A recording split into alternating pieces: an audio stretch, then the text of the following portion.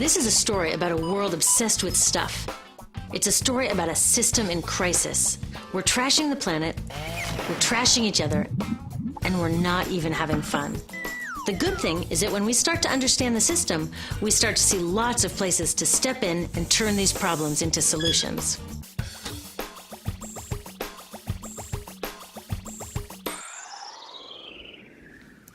Can I tell you, I love my Pantene Pro V. Of the dozen or so personal care products that I use every day, it's the one I can't live without. Says it gives my dull hair the ultimate cool shine. How does it do that?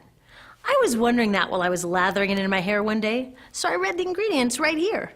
Sodium lauryl sulfate, tetrasodium EDTA, methyl isothiazolinone. What is this stuff?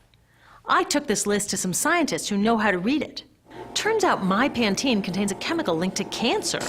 And lots of other products in my bathroom, from sunscreen to lipstick and even baby shampoo, also contain chemicals linked to cancer or other problems like learning disabilities, asthma, and even damaged sperm.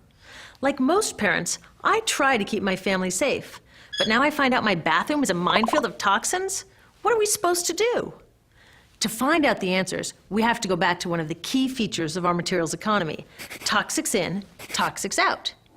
If, at the factory, you pour toxic chemicals into a product, like baby shampoo, you're going to wind up with toxic baby shampoo, and toxics in workers, communities, and, babies. So let's take a closer look at this toxic outrage where it seeps into our lives every day, in the bathroom. The average woman in the U.S. uses about 12 personal care products daily. The average man about 6. Each product containing a dozen or more chemicals. Less than 20% of chemicals in cosmetics have been assessed for safety by the industry's safety panel, so we just don't know what they do to us when we use them. Would you fly on an airline that only inspects 20% of its planes?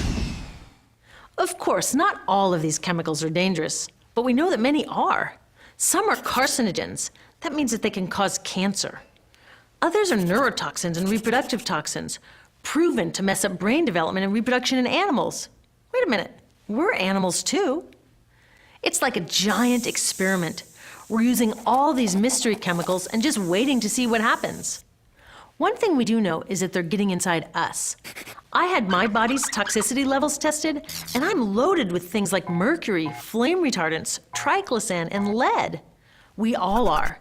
Even babies are being born pre-polluted. Now, I know we can't live in a lead-free world, but do we have to put lead in our lipstick? I don't know. Maybe it's my fault. Maybe I just bought the wrong thing. At the store, the choices seem endless. I can get lipstick in 49 shades, or shampoo for hair that's too dry, oily, fine, limp, or frizzy. But what about the choices that really matter? Like the choice to buy products that are safe? It turns out the important decisions don't happen when I choose to take a product off the shelf. They happen when companies and governments decide what products should go on the shelves. So who are these companies? This is Procter & Gamble. They're the ones offering me Herbal Essences, the #2 shampoo in the country. It contains toxic petrochemicals made from oil. Since when is oil an herb? On cosmetics labels, words like herbal, natural, even organic have no legal definition. That means that anybody can put anything in a bottle and call it natural, and they do. I mean, can you imagine a top seller called Petro Essences? Gross. What's even nastier are hair relaxers marketed to 5-year-olds and skin whitening creams. These are super toxic, both in their ingredients and in the message they send about what beauty is. Ooh, here's Estee Lauder offering me a chance to help find a cure for breast cancer.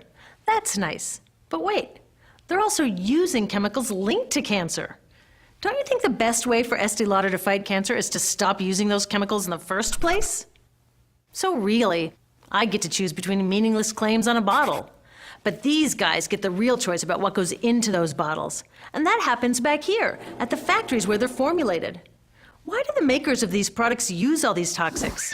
Are they trying to poison us? No, they're just working from a 1950s mindset when people were totally swept up in better living through chemistry. In all that excitement, they forgot to worry about human health impacts. That was years ago, and they are still using these same old toxic chemicals. Today, big cosmetics companies say the doses of poison in their products are small enough to be harmless. Yeah, maybe if you use them once a year. I guess they never get out and see that their products are being used and combined with other products every day.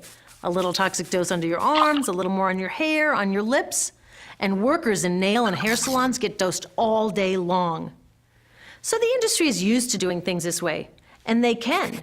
Because even now that scientists have linked the chemicals they're using to all sorts of problems, there are no laws to get rid of them. You're thinking, really? Come on, nobody's making sure that the stuff we smear all over our bodies is safe? Nope. The FDA doesn't even assess the safety of personal care products or their ingredients. Since 1938, they've banned just 8 out of over 12,000 ingredients used in cosmetics. They don't even require that all of the ingredients be listed on the label. Now, this is an example where we can all agree a little more government action would be helpful. This lack of regulation leaves a huge hole that the cosmetics industry is all too happy to fill. They set up their own committee to self-police their products, and compliance with their recommendations is voluntary. So the cosmetics industry is making the rules and then deciding whether or not to follow them. So you see, it isn't our fault that these toxic products are in our bathrooms. It's a whole broken system that's ignoring the simple rule: toxics in, toxics out. But we're not helpless. There are resources online that we can use to protect ourselves by identifying the best possible choices in the store. But the real action is with people working to change the system. Because if we really want to solve this problem, we got to start here with these guys. Women, parents, workers, people all over the country are demanding that Congress pass a new law, giving FDA the power to make sure that our personal care products are safe. We need common sense laws based on the precautionary principle. That means that when you're dealing with hazardous chemicals, just err on the side of caution. Let's not debate how much lead should be allowed in lipstick. Just get the toxic chemicals out of our products. Smarter laws would force companies to get past that old 50s mindset and figure out how to get us all clean and shiny without toxic chemicals. Can they? Totally. Many responsible cosmetics companies are already putting safer products on the market. Green chemists are developing substances that are designed to be safe and non-toxic in the first place. European governments have required the removal of many toxic chemicals, and companies have figured out how to comply. When cosmetics are reformulated to be safe and labeled honestly, then we can feel comfortable with the choices available at the store. We can choose bouncy hair or full hair, shiny lipstick or matte. We can even choose to feel beautiful without using 20 products. But we'll know that whatever we choose, the most important choice, the choice to be safe and healthy, has already been made.